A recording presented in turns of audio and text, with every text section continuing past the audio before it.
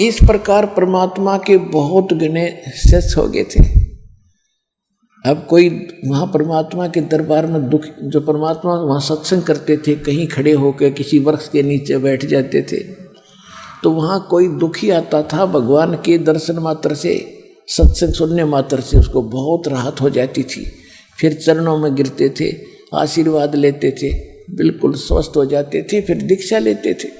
इस प्रकार परमात्मा के 64 लाख शिष्य हो गए थे। 5 वर्ष की आयु में परमात्मा सत्संग करने लग गए थे, 5 वर्ष की आयु में। और बड़े बड़े ऋषि ऋषियों को फिट्टे मुँह कर दिया था कबीर परमात्मा ने।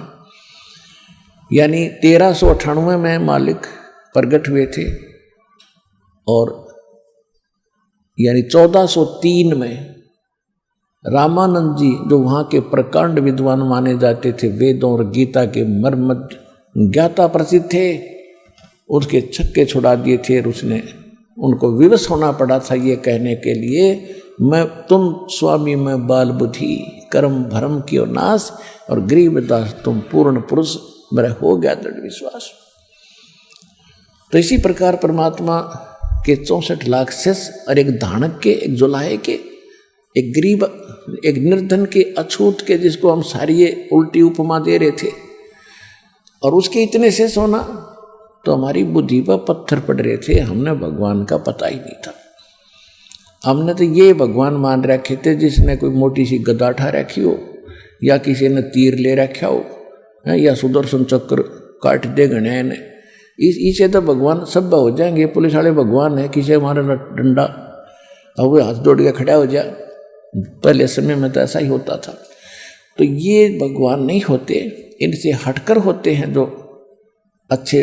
जैसे पुलिस वाले हैं, पहले एक बुरा हाल कर रखा था जनता का जब गुलाम था भारत, लेकिन वो पुलिस अलग डिपार्टमेंट है, जो हथियारों वाले हैं वो अलग है।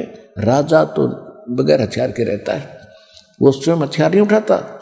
तो इसी प्रकार हमारे जो भगवान थे वो समर्थ थे, वो उनको हमने भगवान मानना नहीं। जिसके हाथ में डंडा उसने सारे भगवान मान ले, सारे राम राम करे। तो कहने का भाव ये है कि हमने पहचान नहीं थी भगवान की, इसलिए ये दाव लगा रहा है नकलियों का। तो सब बहुत से सुखी हुए, परमात्मा के 64 लाख